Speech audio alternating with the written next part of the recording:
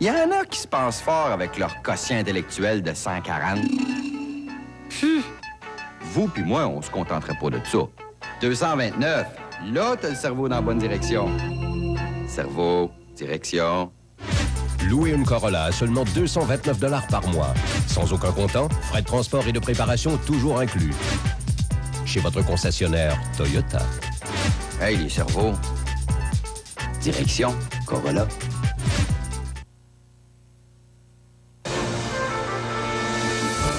La nouvelle arme des Mohawks, une taxe spéciale pour passer à Kahnawake. Je dois vous dire qu'on le prend au sérieux. Si vous avez posé une question, est-ce que vous prenez ça au sérieux? Oui. C'est par la voie de la négociation. L'achat chez nous, pas pour les hélicoptères d'Hydro-Québec. La nouvelle scène de Céline Dion, un cœur géant et un plancher en télévision. Et au point... Mais c'est vrai que c'est une histoire d'amour qui a duré 27 ans. C'est plus que des noces d'argent, ça. Le téléjournal, avec Bernard Debrun. Bonsoir, mesdames et messieurs. Ça rappelle de bien mauvais souvenirs et c'est pour cela que Québec prend très au sérieux ce projet des Mohawks de taxer la voie maritime du Saint-Laurent, de même que toutes les routes qui traversent la réserve de Kahnawake. En fait, ça, c'est la réplique du chef Joe Norton à la décision de Québec de percevoir les taxes sur les cigarettes chez le fabricant avant qu'elles n'arrivent sur les réserves, et tout ça pour lutter contre la contrebande. Alors, Patrice Roy explique cette crise appréhendée. Je pense vraiment qu'il y a qui que ce soit qui le croit. Attaqué très durement par l'opposition libérale au sujet du contrat avec un revendeur de cigarettes Mohawk, le gouvernement avait été forcé de répliquer. Il y a des presque traces de frein dans mon bureau au ministère des Finances. Résultat, après des mois d'hésitation au ministère du Revenu, Bernard Landry annonçait finalement que désormais, les commerçants Mohawk, comme tous les autres, devront payer toutes les taxes sur le tabac pour être ensuite remboursés sur les ventes aux Autochtones.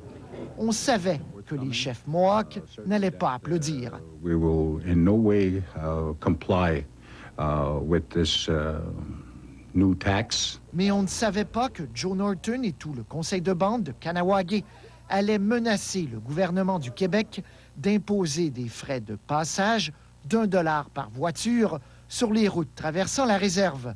On ne savait pas non plus qu'on allait aussi menacer de taxer la voie maritime et le droit de passage pour Hydro-Québec. We're defending what is rightfully ours. Nous défendons nos droits, a dit le chef Billy Two Rivers.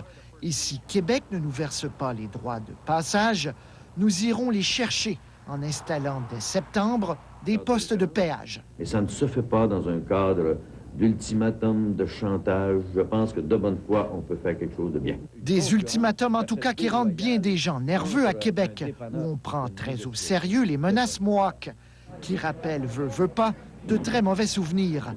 Alors, pour éviter tout dérapage, le ministre Chevrette lance un appel à Joe Norton. Et on va tendre la main à la négociation et je suis convaincu que M. Norton, il gagnera au change.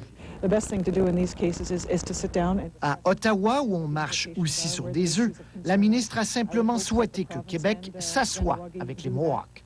Alors qu'Ottawa n'a pas beaucoup envie de plonger dans le dossier compliqué des taxes sur les réserves, Québec n'a pas beaucoup d'autres choix que de s'entendre avec les Mohawks. Mais Joe Norton, en élection cet été, aura tendance à conserver la ligne dure. Patrice Roy, Radio-Canada, Québec. Encore des informations accablantes sur le harcèlement sexuel des femmes dans les Forces armées canadiennes. Cette fois-ci, c'est le commandant de l'armée de terre, le lieutenant-général Bill Leach, qui fait l'objet d'une enquête. Pourquoi? Parce qu'il n'a pas donné suite à une plainte déposée contre un de ses subalternes.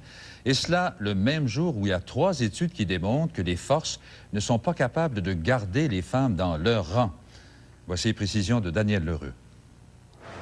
Ce n'est pas pour rien que les forces canadiennes cherchent à recruter des femmes dans les postes de combat. C'est que 10 ans après avoir reçu du Tribunal canadien des droits de la personne l'ordre d'intégrer les femmes, l'armée doit faire son constat d'échec. C'est qu'il y a à peine 165 femmes dans les postes de combat. C'est moins qu'1% de l'effectif total. Pire encore, dans l'infanterie, les femmes abandonnent les forces 6 fois plus que les hommes. Pourquoi? La réponse ne surprendra personne. This environment does include experiences of harassment, discrimination, and assault Parce que l'armée, dit cette militaire qui a étudié la question, est un environnement où le harcèlement sexuel, les agressions et la discrimination fleurissent. Pour faire contrepoids à son rapport accablant, l'establishment militaire est aussitôt venu dire que l'armée veut faire une place aux femmes, qu'elle est capable de faire son ménage. I think we can do the job. Or, cet éditeur d'un magazine militaire a rendu public une lettre dans laquelle un officier écrivait avoir vu le colonel Serge Labbé, l'ancien commandant du contingent canadien en Somalie, harceler une jeune femme en 1996.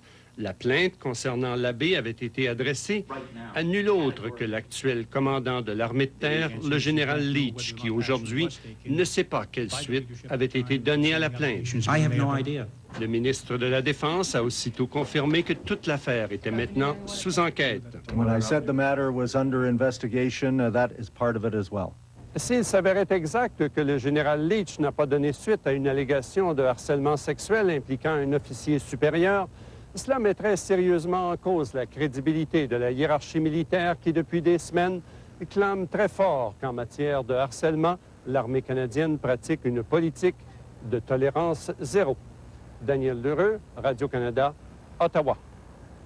Parlons un peu d'économie. Washington a décidé de prendre en main la crise financière en Asie. C'est-à-dire qu'aujourd'hui, les États-Unis ont acheté des yens sur les marchés, ce qui a poussé à la hausse la devise japonaise. Les analystes pensent que la crainte du gouvernement américain, c'est que si la chute du yen continue, les monnaies asiatiques et en particulier le yuan chinois devront être dévaluées. Cette décision a donné une bouffée d'air frais aussi à notre dollar, qui est allé en hausse, de même qu'au marché boursier.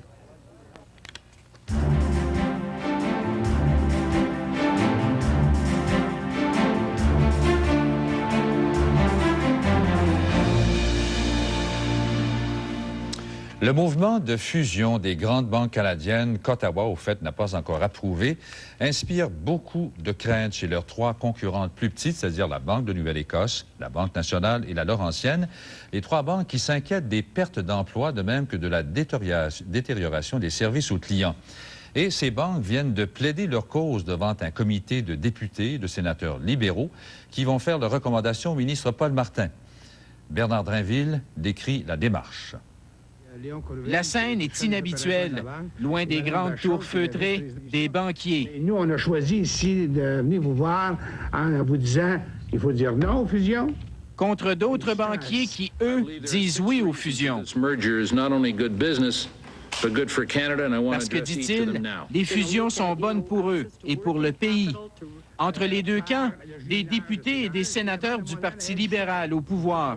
Ils vont conseiller le ministre Paul Martin qui doit cet automne approuver ou rejeter la fusion de la Royale avec la Banque de Montréal et de la Toronto Dominion avec la Banque de commerce. Ces quatre-là soutiennent qu'une fois fusionnées en deux grandes banques, elles vous offriront de meilleurs services et de meilleurs taux d'intérêt. Faux, lui répond le patron de la Banque de Nouvelle-Écosse. Le nombre de banques, dit-il, va diminuer du tiers, de 6 à 4. Or, moins de banques, ça veut dire moins de concurrence, donc moins de choix pour les consommateurs. À l'appui, un tableau. Les deux mégabanques contrôleraient 70 % des dépôts bancaires au Canada, 70 % des prêts personnels et hypothécaires, 76 % des prêts aux petites et moyennes entreprises. Deuxième argument, les emplois. Je pense que ce qu'on essaie de créer, c'est deux machines à pièces qui vont congédier entre 30 et 50 000 personnes. Matthew Barrett de la Banque de Montréal admet que la seule fusion avec la Royale coûterait 9 à 10 000 emplois. Mais il soutient qu'il n'y aurait pas de mise à pied et que tous seraient réaffectés dans d'autres fonctions. Chacun a ses banquiers et ses arguments. C'est Paul Martin qui va trancher entre les puissants intérêts des grandes banques et ceux des plus petites banques qui disent défendre le consommateur. Dans la capitale fédérale, certains disent que la décision que prendra Paul Martin pourrait avoir une influence déterminante sur son avenir politique. Bernard Drainville, Radio-Canada, Ottawa. Je serais tenté de dire, contrairement à Jean-Pierre Ferland, quand on aime, on n'a pas toujours 20 ans. En Colombie-Britannique, une ex-jurée est accusée d'entrave à la justice pour avoir eu une liaison avec un des accusés dans la cause de meurtre dans laquelle il était justement juré et qu'elle a contribué à faire acquitter. Ça ne s'est jamais vu en Amérique du Nord. C'est une histoire absolument invraisemblable que nous raconte Frédéric Zalac.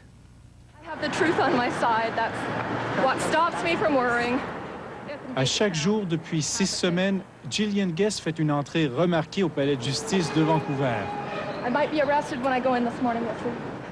Avec ses mini-jupes, ses verres fumés dernier cri et ses airs de vedette, elle est le centre d'attraction incontestable du tribunal et elle le sait. J'irais même jusqu'à comparaître nue si ça contribuait à mettre en évidence une injustice, a-t-elle lancé devant les caméras. Ses ennuis ont commencé il y a 3 ans. Elle était alors membre d'un jury qui a acquitté les présumés meurtriers de 2 trafiquants de cocaïne. Dans la salle d'audience, son regard a croisé celui d'un des accusés, Peter Gill, dont elle est tombée amoureuse. Les deux se sont rencontrés à plusieurs reprises pendant le procès et ils ont eu des relations sexuelles. Se doutant de quelque chose, les policiers ont dissimulé des micros dans son domicile et ont écouté ses conversations téléphoniques pendant des mois. Maintenant, l'ex-jurée se retrouve elle-même au banc des accusés, inculpée d'entrave à la justice. La couronne estime que Gillian Guess a agi en toute connaissance de cause, sachant très bien que cette liaison était tout à fait déplacée. La couronne croit aussi qu'elle a tenté d'exercer des pressions sur le jury afin d'innocenter son amant, Peter Gill. C'est faux, rétorque l'avocat de la défense. Gillian Guess ne serait qu'une innocente victime aveuglée par son amour pour Peter Gill. C'est lui qui l'aurait manipulé pour assurer sa liberté. Si Gillian Guess est reconnue coupable, elle risque de passer jusqu'à 10 ans derrière les barreaux. Peu importe le verdict, elle continuera de séduire les médias. Les offres se multiplient déjà pour publier et porter au petit écran son incroyable histoire d'amour. Frédéric Zalac, Radio-Canada, Vancouver. À voir au téléjournal, pas d'hélicoptère québécois pour Hydro-Québec. Un coup d'œil exclusif sur la nouvelle scène haute technologie de Céline Dion. Des Canadiens en Russie depuis 40 ans, par amour du communisme. Hey! Hey! Hey! Hey! Allô! Partez à la découverte des grands espaces. Néon, beaucoup plus d'espace intérieur pour seulement 169 $ par mois. Wow! Wow!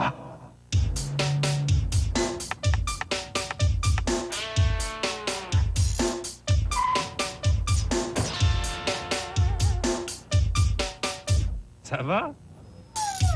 Ça va. Visa, ça va. Ça va. Visa, ça va. Moi, mes vacances l'été dernier, c'était en plein ce que je cherchais. J'ai pris ça relax, tranquillement, pas vite. Un peu de sport, mais rien de trop rock'n'roll. Moi, pour passer des bonnes vacances, c'est pas compliqué. J'ai besoin de 3 choses. De l'oxygène, et un petit peu d'air pur. Au Québec, on a tout pour être heureux. Alors appelez-nous et demandez votre guide touristique régional. La télé en a fait une star. Alors, ça va? L'attention est excellente. Ils en ont fait une légende. Sans jamais lui dire la vérité. Resserrez au maximum sur lui. Regarde. Tu crois qu'il se doute de quelque chose? Je suis sur quelque chose de pas clair. Jim Carrey est Truman Burbank. Trouvez-le. Proclamé par Newsweek, le film à voir cet été. Jim Carrey, le show Truman. Maintenant à l'affiche dans les cinémas.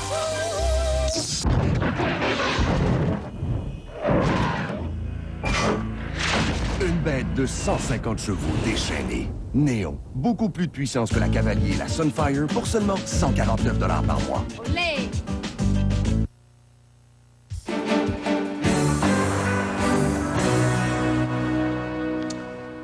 Officiellement, la politique d'achat d'Hydro-Québec est de favoriser en priorité les produits qui sont faits au Québec, mais pas pour les hélicoptères qu'elle utilise. Radio-Canada a appris Hydro-Québec exige de ceux qui louent des hélicoptères pour patrouiller ces lignes de transport qu'ils utilisent un appareil français. Même si un des plus gros fabricants d'appareils civils au monde, Bell Hélicoptère, est solidement établi au Québec. Voici ce qu'a découvert Pierre Tourangeau. Le mois dernier, Lucien Bouchard débarquait aux États-Unis pour convaincre les investisseurs qu'ils sont les bienvenus au Québec.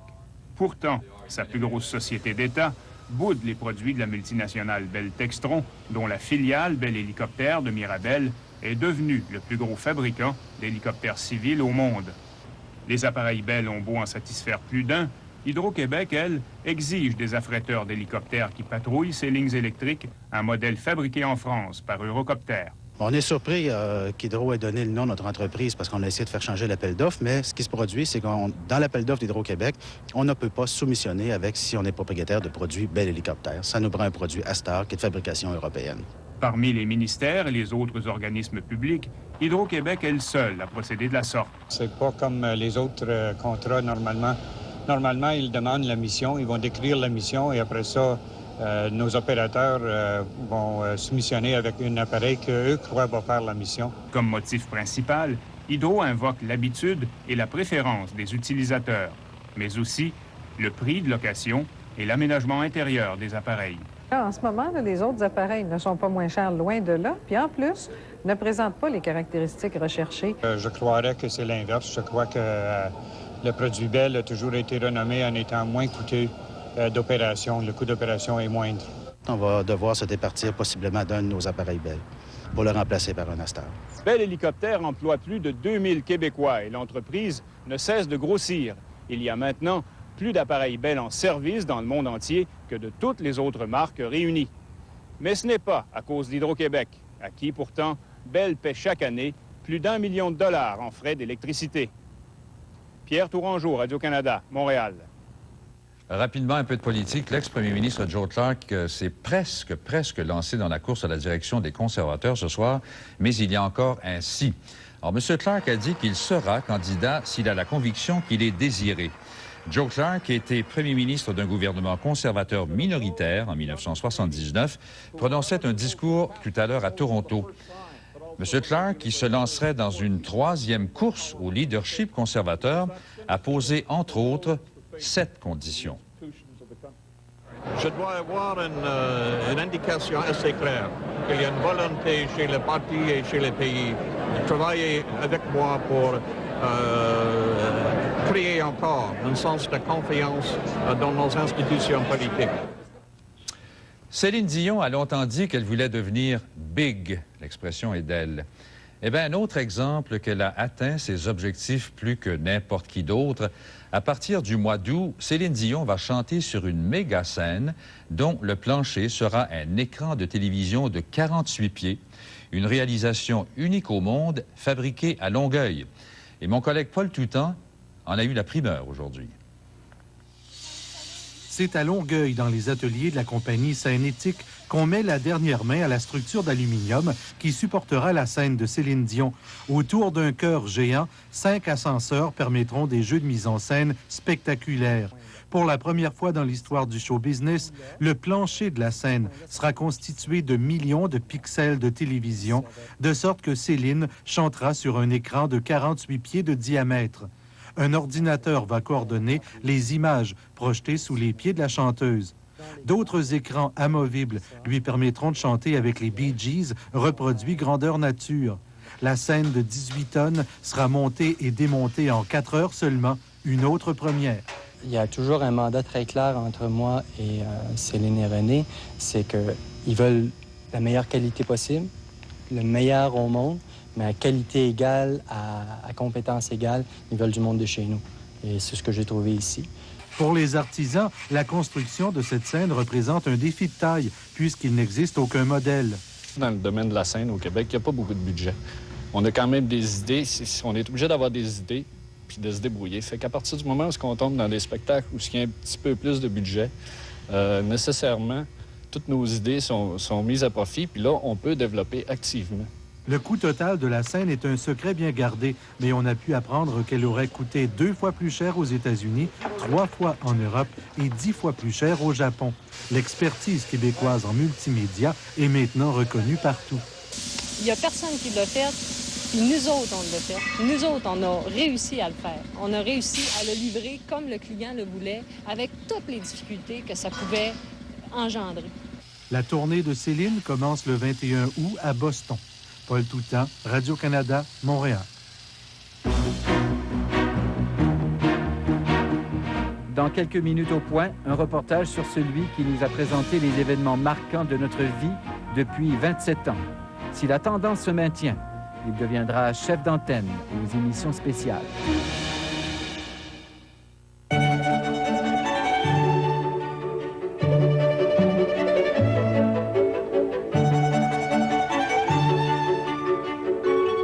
Soudainement, vous pensez à un service étoile.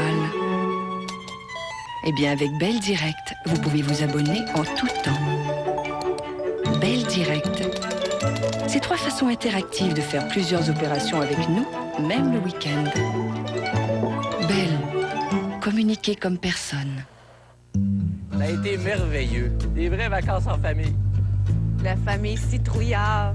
La tente, le canot, les bicyclettes, les chaises longues. C'est pas bien là, ça aurait pris 18 roues. 1500 km de route. On en a vu des beaux paysages, hein?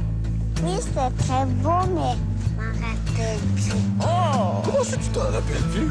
Au Québec, on a tout pour être heureux. Alors appelez-nous et demandez votre guide touristique régional. Ils sont notre avenir. Et lorsqu'ils auront quitté le jeu, souhaitons qu'ils aient connu une personne spéciale. 1. Le besoin. Quelqu'un qui leur enseigne bien plus que la technique, comme l'esprit d'équipe, la loyauté et l'engagement. 2. L'innovation. Une personne formée par le Programme national de certification des entraîneurs de 3M, pour que le sport soit pour eux une expérience positive. Votre enfant mérite un entraîneur certifié. C'est ça, 3M Innovation. Depuis 2 jours et demi, Phil et Loulou roulent en TDI et ils ne l'ont jamais rempli. Bref, c'est le paradis, mais il y a un hic tout petit. Phil, ça fait 1h30 que j'ai envie. Mais Loulou, on peut pas s'arrêter ici. Phil, j'ai envie. Je t'avais dit. Loulou! La morale de ce récit, c'est quand j'étais à TDI, mieux vaut penser aux petits imprévus de la vie. À la prochaine station, ma chérie, on s'arrête. C'est promis. Mais Loulou, tu veux quand même pas qu'on s'arrête ici?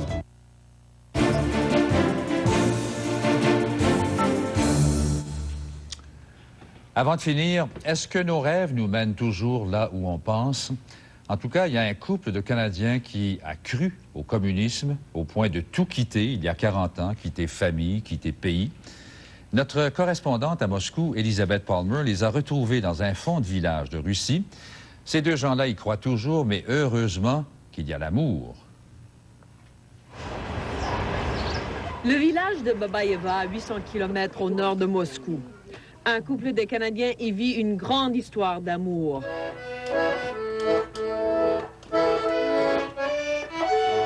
L'amour d'un homme pour ses convictions politiques et l'amour d'une femme pour son mari. Actually speaking, without Harry, I wouldn't be here.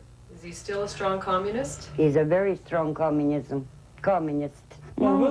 too bad. En 1954, Ginny est tombée amoureuse d'un jeune bûcheron, Harry Mankiewicz. Immigrant de Biélorussie, soldat de l'armée canadienne et activiste communiste. En 1958, Harry décide d'aller vivre en Union soviétique avec sa femme et son fils pour participer au grand rêve communiste. Le gouvernement soviétique l'envoie couper du bois dans les forêts de Babaïevo. To make better life, lots of people from Canada came to Soviet Union in those days. And I think I'm the only one that left over. The rest of all went back. There's always lots of weeds here. Aujourd'hui, le rêve communiste est en ruine. Ginny et Harry vivent de leur jardin et d'une pension de 500 roubles par mois, un peu plus de 100 $ canadiens. We're going to have plenty of weeds in between here, too. Alors, pas question de se payer du luxe comme une toilette dans la maison ou une prothèse dentaire pour Ginny. Même après 40 ans, les voisins se méfient toujours des Canadiens. They thought maybe we were eating frog legs and snakes and everything, because they said they don't eat cabbage. They don't eat out of one bowl. They don't. They thought that we were some kind of I guess you would say a devil with horns. Harry admet maintenant que le régime soviétique avait des défauts, mais il insiste toujours qu'il a bien choisi. Est-ce que Harry est heureux d'avoir fait sa vie ici? He tells me all the time he's happy, very happy. You are my sunshine, my only sunshine. Pour le meilleur et pour le pire, Harry demeure fidèle au communisme et Jeannie à son communiste. Tous deux se sont donnés à la Russie. How much I love you.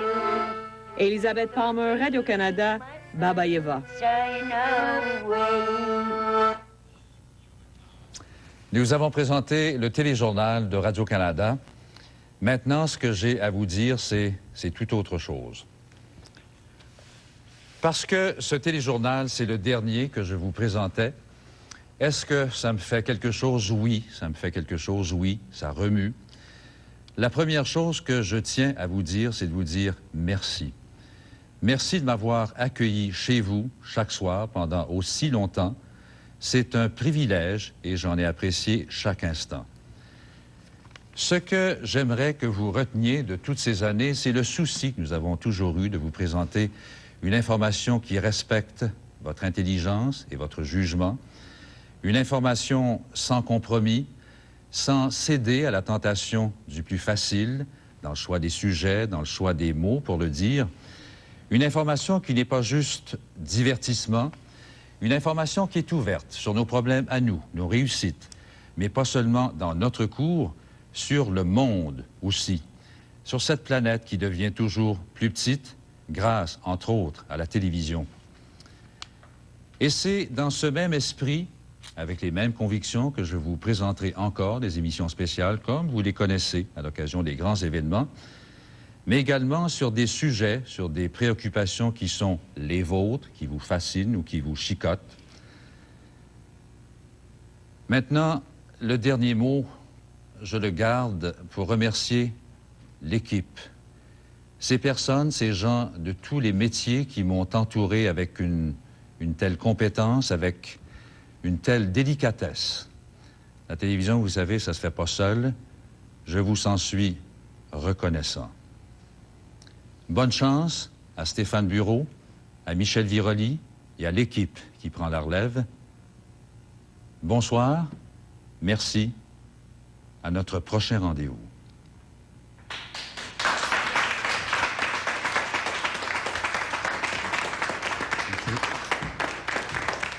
Ah, surprise! Oh là là! Oh là là! Ah, mais mon Dieu, c'est plus... C'est mon plaisir! Ah là là! On a passé à travers, j'en comprends. C'est mon plaisir! Eh là là!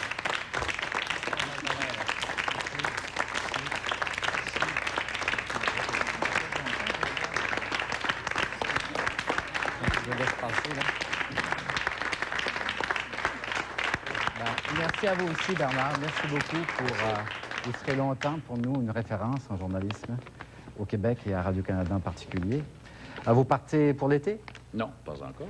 Mais en tout cas, ne partez pas trop loin pour l'été parce qu'on ne sait jamais ici au Québec quand on commence une émission spéciale. Ah ben c'est ça. Et alors, enfin, j'espère avoir un peu de vacances, mais enfin, au besoin, j'y serai parce que je continue dans le même métier. C'est encore l'information qui est ma passion.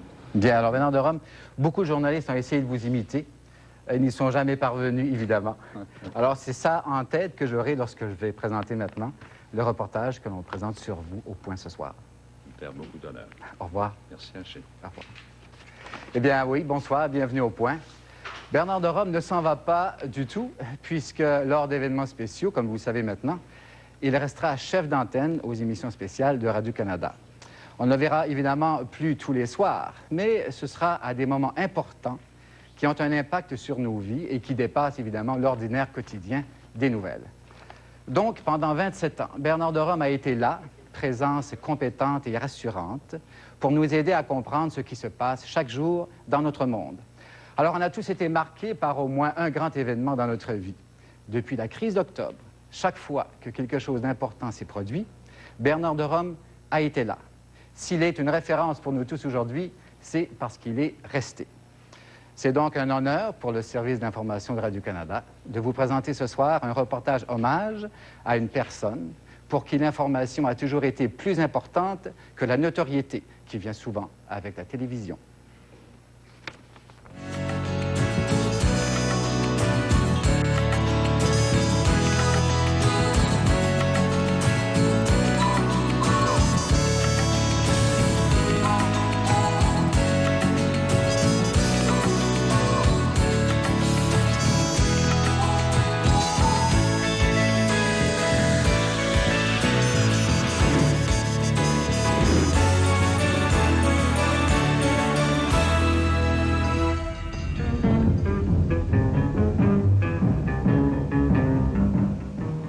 Le téléjournal de Radio-Canada. Bonsoir, Mesdames, Messieurs. Le ministre québécois du Travail et d'Immigration, M. Pierre Laporte, assassiné par le Front de libération du Québec samedi dernier. La réaction favorable de M. Claude Castonguay aux concessions fédérales dans le domaine des allocations familiales.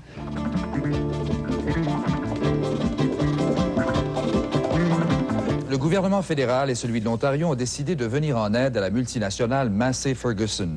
Que la loi devrait être encore plus sévère parce qu'ils ne peuvent pas encore travailler en français. Le Manitoba va refuser d'adopter l'entente constitutionnelle du lac Meach. Le ministre des Finances à Ottawa prend garde de ne pas dire que la récession est finie pour de bon. Les deux camps engagés dans la bataille référendaire présentent des visions contradictoires, va sans dire, d'un Québec souverain. Une explosion comme celle qui a soufflé l'accueil Bonneau à midi est épouvantable en soi.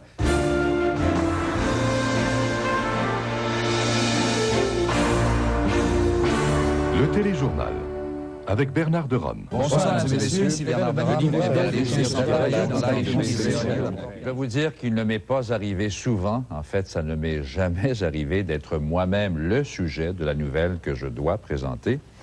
Alors, ce matin, et j'y vais très simplement, ce matin, j'ai annoncé à mes collègues, comme d'ailleurs je vous l'annonce maintenant, que je vais quitter ce téléjournal qui vraiment fait partie de ma vie, et j'ose dire un peu aussi de la vôtre, je crois, depuis maintenant près de 30 ans.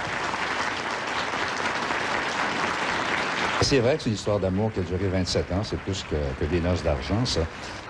Oui, pourquoi? Parce que j'y ai consacré, enfin, c'est la seule personne, enfin, c'est la seule émission que j'ai aimée, au fond. Hein? Donc, bien sûr que je l'idéalisais, j'ai appris à la connaître, j'ai grandi avec cette émission-là. Je ne m'approprie pas nécessairement toute la pérennité de l'émission, mais il reste un petit peu mon petit bébé aussi. Donc, le petit bébé, après 27 ans, comme n'importe quel parent qui laisse aller dans la vie son enfant, se dit, ben j'ai des craintes, mais en même temps, je lui fais confiance. Une histoire d'amour parce que j'y ai mis toutes mes énergies, j'ai bossé, c'est évident. Je n'ai pas acquis, ça a l'air très facile, tout ça, mais enfin, c'est du quotidien, hein, que le téléjournal. Donc, c'est du revenez-y à tous les jours. C'est quelque chose qu'on peaufine, qu'on sculpte, je veux dire, sur lequel on revient régulièrement. Je veux dire, c'est un éternel recommencement. C'est un produit nouveau à tous les jours. Mais en même temps, c'est cette même entité-là, cette même personne-là qui grandit et qui évolue avec le temps. Donc, pendant 27 ans, je veux dire, c'est une bonne partie de ta vie, c'est une bonne partie de tes énergies, c'est une bonne partie de tes peines, mais aussi de très, très grandes joies. J'ai été élevé un peu dans le milieu, parce que j'avais un grand-père qui était journaliste aussi, hein, alors, qui était directeur de la presse et de la patrie.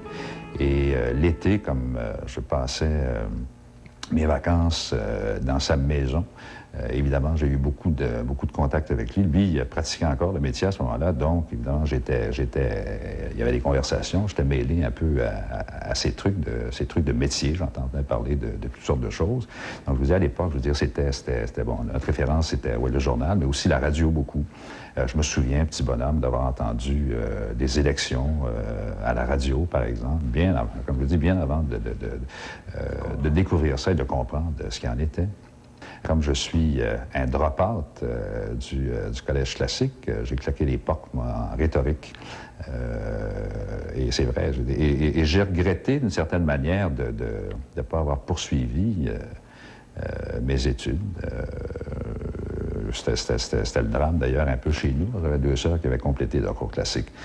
Donc, le petit dernier qui était là, lui, qui abandonnait, qui se poussait pour, semble-t-il, tenter de faire de la radio, éventuellement de la télévision, sans savoir trop où ça le mènerait. C'était pas évident, en tout cas, dans l'esprit de mes parents, à ce moment-là. Il a commencé sa carrière, dans le fond, pas loin de chez nous, de la métropole de Bécomo. Alors, j'ai toujours tendance à l'associer avec Rimouski. Il a débuté comme jeune journaliste dans le coin. Et j'ai un souvenir de lui à ce moment-là. Je ne le connaissais pas. Je l'ai connu par la suite à Montréal, quand il a débuté à Montréal. Mais je me souviens de lui à Rimouski. Ah, c'était la vedette de Rimouski, hein? Alors, Rimouski, moi, j'ai fait un peu de tout. J'ai fait un petit peu de nouvelles. J'ai fait un métier classique d'annonceur, si tu veux. Mais j'ai fait beaucoup de disc-jockey. Et finalement, moi, je n'avais pas de roulement dans mes quarts de travail. À un moment donné, on m'avait affecté à une émission après-midi, une espèce de gros hit parade. Et c'est ce que je faisais. Surbeau, mes copains. C'est une émission où on faisait jouer des chansons du palmarès, qui est devenu très vite populaire. Populaire au point, le courrier entrait, de plus en plus volumineux. Puis là, la direction a décidé, devant le succès de l'émission, de créer un fan club. Et là, Bernard s'est retrouvé donc à la tête du fan club de Surbeau, mes copains. Et c'est devenu, sur le plan local, je dirais pas la vedette, la grosse vedette du coin, mais parce qu'il n'aime pas ce terme-là, mais c'est devenu un personnage important dans le milieu, dans la région. L'objectif, il n'y avait pas autre chose pour moi dans mon esprit, c'était à partir de là, de faire le saut au réseau, de faire Radio-Canada. C'était ça. On m'a accepté à Radio-Canada, à Ottawa. Je suis entré à la station de CBOFT. Et à partir de ce moment-là, je n'ai fait que de l'information à partir de ce moment-là.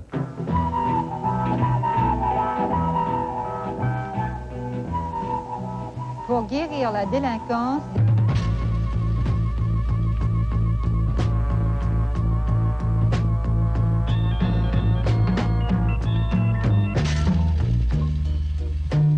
je me souviens très bien du premier reportage que j'ai eu à faire avec Bernard. C'était la première fois que des caméras étaient admises à l'intérieur d'une institution pénitentiaire. C'était l'Institut Leclerc de Saint-Vincent-de-Paul. Et on avait rencontré 8 détenus qui venaient d'être diplômés en informatique. Et je me souviens très bien de l'approche extrêmement humaine de Bernard dans ses contacts avec les détenus et comment il avait réussi à gagner leur confiance et à les faire témoigner sur leur expérience. Et ça m'avait beaucoup marqué à l'époque. Alors, quelle est votre conception de la réhabilitation à ce moment-là? Vous n'êtes pas d'accord pour dire que vous aviez peut-être besoin d'une certaine réhabilitation? Moi, je vais vous dire la façon que je vois ça. Ça a été la première grande émission d'information à la télévision. C'était une machine absolument extraordinaire avec 6 réalisateurs, des assistants, des recherchistes. Le téléciné, sur l'impression de la diapositive, le thème. Le téléciné, la son sur film. Et puis alors, il y avait Bernard. Évidemment, Bernard qui arrivait d'Ottawa, je pense, qui était tout jeune et puis qui... je me souviens très bien de lui, il était très gentil, toujours prêt à rendre service, d'un enthousiasme. Il entrait dans le studio, puis il sortait d'un pas alerte, vous savez, on sentait là, que ça comptait pour lui. Mais d'ailleurs, c'était une époque fascinante, passionnante, les années 60. C'est la Révolution tranquille, c'est le Québec qui change, qui évolue. Mais est-ce qu'on a raison de se complaire dans le joual? C'est pas une complaisance, c'est un besoin que j'avais, et c'est un besoin de décrire des gens. Aujourd'hui, un spectacle pas comme les autres. C'est le couvert là, du comique, souvent. Vous arrivez quand même, vous en arrivez à une certaine analyse assez sévère, assez dure de notre société. Hein? Ah oui. Et puis les gens trouvent ça très drôle. Comment expliquez-vous ça? C'est assez émouvant parfois. Son monologue, par exemple. Il y a certains soirs où les gens n'ont pas de pour vous. Ça dépend des soirs. Il y a 5 ans, le gouvernement libéral de M. Jean Lesage complétait la nationalisation de l'électricité amorcée en 1944. La rumeur veut que vous ayez rencontré M. Wagner à Miami, qui était à 200 pieds de vous. Il était à 200 pieds de moi? Ah, ça, c'est une nouvelle pour moi, parce que je ne l'ai pas rencontré. Jusqu'à quel point, M. l'évêque, compte tenu de l'élection de M. Bourassa en tant que chef du Parti libéral, pourra-t-il, lors de la prochaine élection, aller chercher une partie du vote des jeunes qui, autrement, aurait été acquis au PQ? Oh, ça, écoutez, j'en sais absolument rien, mais je crois pas, vous savez, je crois pas que la jeunesse, je sais bien qu'on a essayé de fabriquer des images et je crois que certains de nos moyens d'information sont tombés dans le panneau. Comme école, le journalisme, c'était vraiment fabuleux. Et Bernard, qui a été à cette école de journalisme, comme nous tous qui en faisions partie, peu de temps après, lorsqu'il est devenu lecteur de nouvelles, il s'est trouvé en pleine crise d'octobre. Alors vous imaginez, mais il était prêt. Le rapport de l'autopsie pratiquée sur le corps de M. Pierre Laporte sera publié demain matin.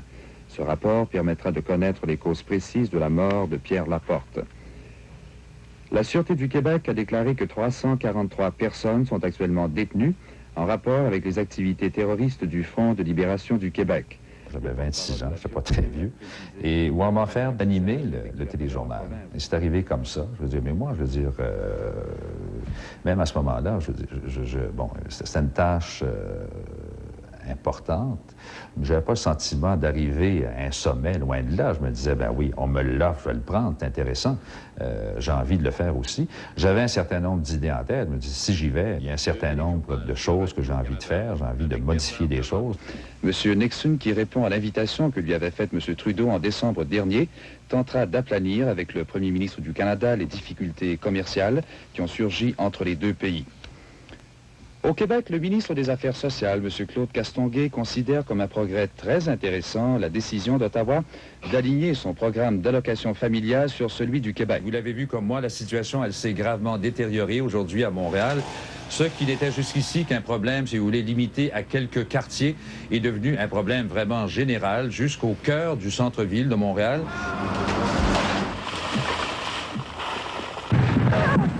Bon, alors qu'à voir ces images pour se rendre compte de l'ampleur de la situation, de la catastrophe. Dans la forme, Bernard de Rome n'a pas sacrifié à l'espèce de précipitation de la nouvelle américaine où on réduit de façon à avoir des séquences qui durent 3 ou 4 secondes ou quelque chose du genre. Il a conservé cette nécessité de permettre aux téléspectateurs de se retrouver dans le flot des images et de l'information. En Algérie, ça fait 6 ans que des horreurs comme celle-là se produisent presque chaque jour. 80 000 Algériens qui ont été assassinés de la manière la plus cruelle qui soit. Bien, le succès de Bernard de Rome tient à 2 grandes qualités essentielles. La première, c'est sa modestie. La télévision tolère très mal le narcissisme et les grands déploiements de « je me moi », et Bernard de Rome est tout le contraire de ça. Et l'autre secret, c'est sa rigueur professionnelle comme journaliste. Alors, il y a cette faculté extraordinaire à tous les soirs de nous permettre de nous dire, bien, finalement, on a compris parce qu'on nous a raconté l'actualité, je dirais, comme le ferait une voix intérieure chez tout individu qui dit, c'est ça qui se passe en ce moment et c'est comme ça qu'on doit comprendre l'actualité aujourd'hui. Il y a presque 1 an maintenant qu'on a assisté à la plus importante mise à la retraite d'infirmières qu'on ait jamais vue au Québec. Eh bien, aujourd'hui, celles qui sont restées disent qu'elles n'en peuvent plus.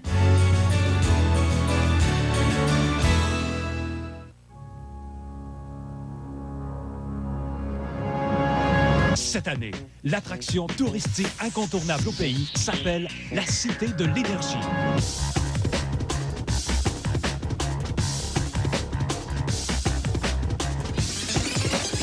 Prenez part à la formidable aventure industrielle du Québec des 100 dernières années. Montez nous voir, la Cité de l'Énergie, le parc où l'on explore le temps. Des spéciaux plein d'entrepôts. Il doit bien en avoir pour tout le monde. C'est le grand solde d'entrepôt chez Meubles Boisvert de Shawinigan. Ici, vous trouverez un très grand choix de causeuses pour tous les budgets. Venez essayer ce modèle confortable, prix d'entrepôt 369 $. Économisez aussi sur cette étagère liquidée à 349 $. Un solde gigantesque. Des futons en grande quantité à prix réduit. Pas de taxes en su, aucun acompte et rien à payer avant 1 an chez Meubles Boisvert, rue Broadway, Shawinigan.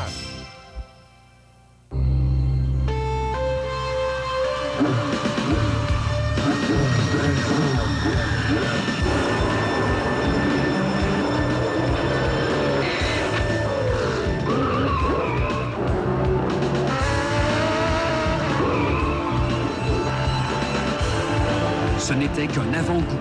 Le Grand Prix Players de Trois-Rivières, une présentation de Molson-X. On y court les 31 juillet, 1er et 2 août. Appelez maintenant. Les gens me disent, coudonc, Chantal, t'as peur de rien. Et pourtant, oui, de ça, la caméra. Mais je m'en fais plus depuis que j'ai changé pour ceci.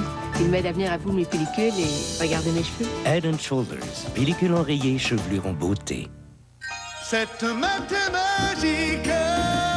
Bounce donne aux vêtements et à la literie une fraîcheur remarquable et qui dure grâce à sa formule de fraîcheur longue durée.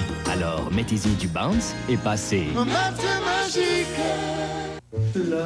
Chez nous, on sait toujours laver avec Ivory parce qu'il est doux. Oh, hey! Ah, t'es là! Et avec ton Ivory? Il ne contient ni additifs ni parfum lourd. Ivory est tellement pur. Pour moi, c'est vraiment le seul qui soit assez doux pour la peau de ma petite fille et la nôtre. Qui a pris mon Ivory? Hey, Don. Ivory, pour une peau qui a l'air en santé. Une peau qui reflète la pureté d'Ivory. Pour une expérience différente, essayez Ivory Moisture Care pour le corps avec hydratant. Ce soir, il y a un petit spécial, 18 minutes là-dessus. Nous autres, on pourrait faire 2.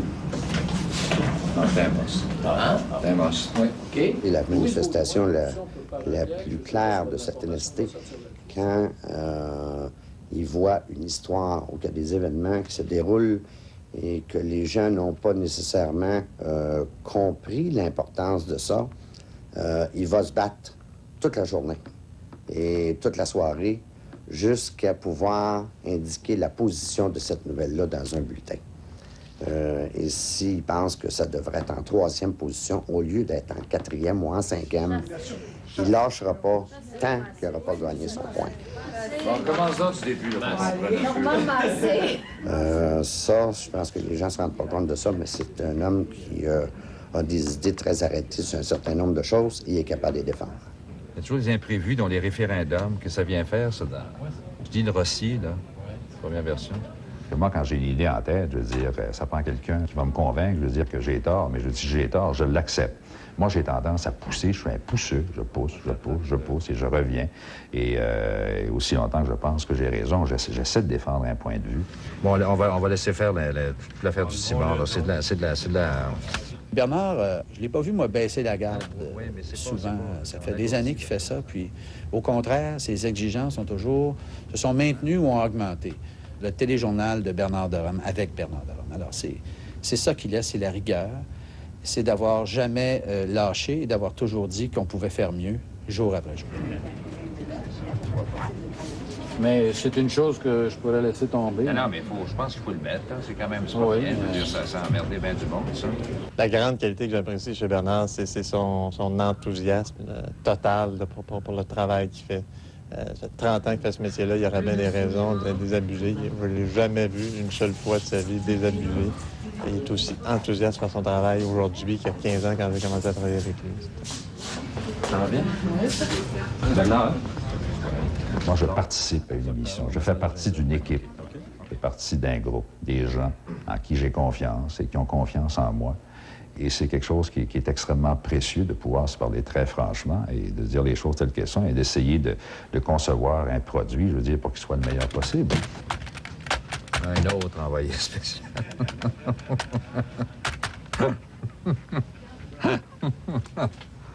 Hein?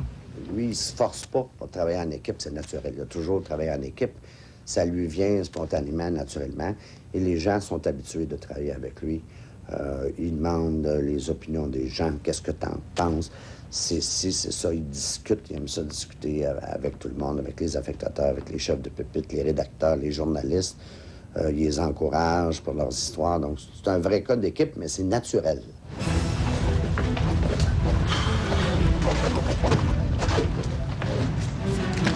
Donc, let's go Canada. Quand l'émission commence, moi, à chaque fois, je le fais, je me pince, je me dis de Rome et pas au feu. On a le temps. Vas-y, prends le temps de dire les choses. Impose un ton à une émission, très important. Il faut que les gens s'y retrouvent. Faire un essai de Telex, s'il te plaît. 1, 2, 3, 4, 1, 2, 3, 4. Roule des 4. Ottawa et la lutte au déficit, pourquoi pas hausser le tabac et l'essence, propose le comité des finances. Le drame de Saint-Nicéphore, les grands frères n'ont rien à se reprocher. Tchétchénie, les Russes prêts à tout pour en finir, même à abandonner les otages. Et au point, pourquoi Keith Spicer veut un référendum canadien. C'est le centre d'urgence de la situation.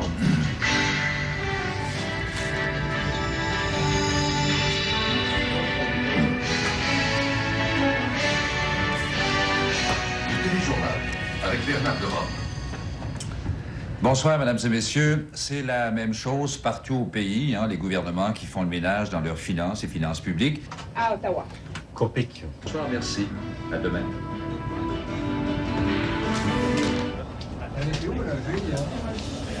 OK, salut, merci. Bye-bye. Le soir, je quitte, je me dis, est-ce que ça a été utile? Est-ce que j'ai fait un travail avec mes camarades qui est utile? Oui ou non? Maintenant, je suis en mesure de faire un post-mortem assez rapidement. Avec Bernard de Rome, je pense qu'on a atteint ici un niveau de crédibilité qu'on n'avait pas eu beaucoup auparavant. Il faut dire qu'il est appuyé par un assez bon service de nouvelles, mais la personnalité du gars, il fait pour beaucoup aussi. Regardez des grands soirs d'élection. Je ne vous parle pas d'une petite élection pépère, là, mais regardez le soir du référendum. Vous avez qu'à regarder les codes d'écoute. Au référendum, longue soirée. Hein, Bernard n'a pas annoncé à 8h22 si la tendance se maintient. Ça a été très long. Le suspense a été très long. Alors, c'est chaud, et puis si la tendance, c'est pas pour tout de suite. C'est à Radio-Canada que le troupeau de téléspectateurs est allé. C'est là, d'ailleurs, moi, que je suis resté le plus, parce que c'était l'endroit où on savait qu'on aurait sans doute le scoop et qu'on aurait l'information la plus intelligente. Et c'était, merci, et c'était Bernard de Rome qui présidait la soirée avec brio, comme d'habitude.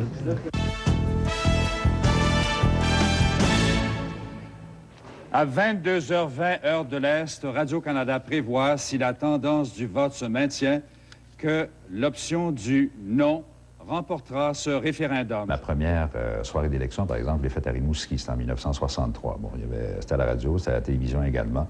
Bon, on donnait des résultats, c'était un peu plus régional et tout, mais ça, c'est mon premier souvenir là, de soirée vraiment électorale. Radio-Canada, à 8h40 prévoit que si la tendance du vote se maintient, le prochain gouvernement du Canada sera formé par le Parti libéral. Alors, je répète, le prochain gouvernement du Québec sera formé par le Parti québécois. Monsieur de Rome, vous quittez le téléjournal aujourd'hui après 27 années d'une carrière vouée à une information de qualité. Je sais cependant que vous resterez à Radio-Canada où vous vous occuperez de façon exclusive des événements spéciaux. Ce qui veut dire que le soir des prochaines élections, nous allons vous entendre dire, à un moment donné, si la tendance se maintient, la population écrira le reste de votre phrase. À 8h27, heure de l'Est, Radio-Canada prévoit que si la tendance du vote se maintient... C'est évident, j'ai le trac. Je peux pas. Il n'y a rien d'acquis là-dedans qu'on va en ondes, voyons donc. Même avec le temps, même avec le métier, même avec les années, peut-être qu'on s'y retrouve un petit peu plus facilement.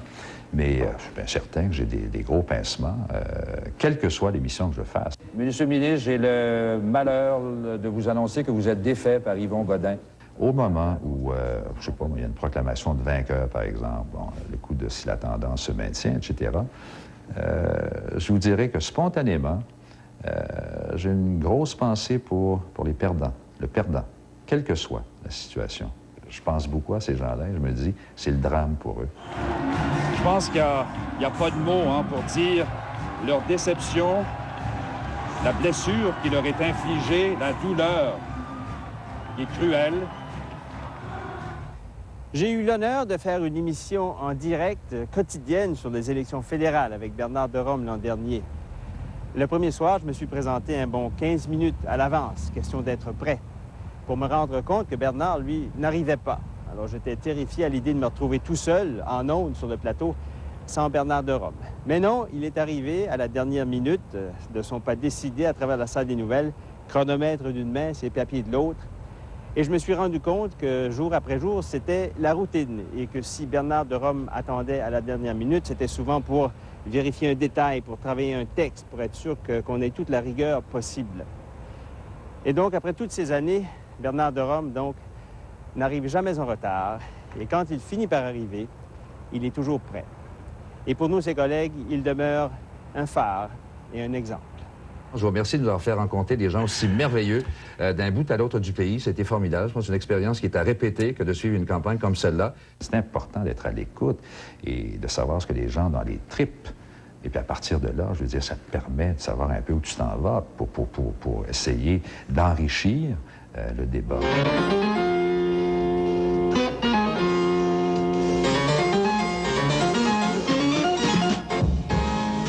Bonsoir, Mesdames, Messieurs. La troisième réunion de la conférence constitutionnelle permanente a pris fin cet après-midi vers 2h30. Quelque temps après, M. Trudeau a déjà dit que ça avait été un très grand succès. Chaque gouvernement puisse, au moment où ça lui convient, exposer son point de vue. Nous abordons ce matin le problème de la répartition des pouvoirs, en particulier dans le domaine de la sécurité sociale.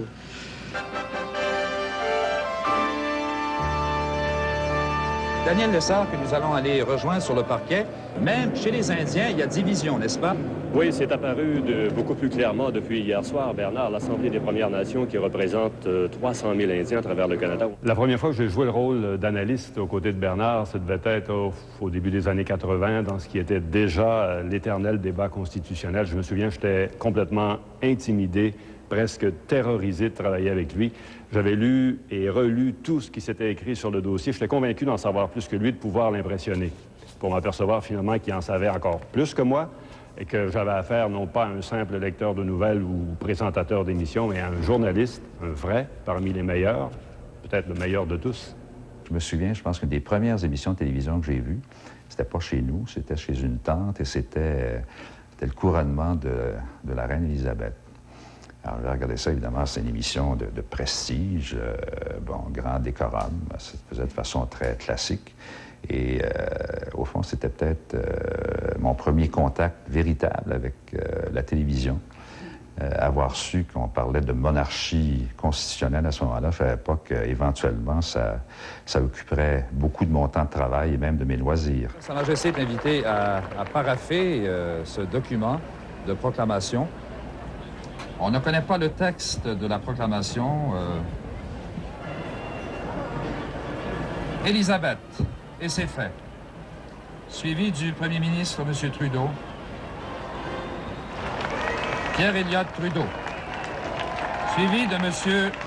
Jean Chrétien, en tant que procureur général du Canada. Eh bien, mon cher Durham, vous avez décidé de réorienter votre carrière avant moi. Eh bien, bravo. Dorénavant, vous serez moins souvent à la télévision que moi, mais au cours des 30 dernières années, c'était vous qui étiez là tous les soirs. Et je tiens à vous féliciter pour cette fantastique carrière et vous souhaiter bonne chance dans vos nouvelles entreprises. Les choses se précipitent ici à Calgary. Cette réunion des premiers ministres des provinces, tous, à l'exception du premier ministre Bouchard du Québec, enfin qui est absent, viennent de terminer leurs travaux. On est à peu près certain qu'il y aura un deuxième tour de scrutin et on m'a dit que si M. Bourassa n'avait pas 700 voix au premier tour, M. Wagner devenait finalement prochain chef du Parti libéral.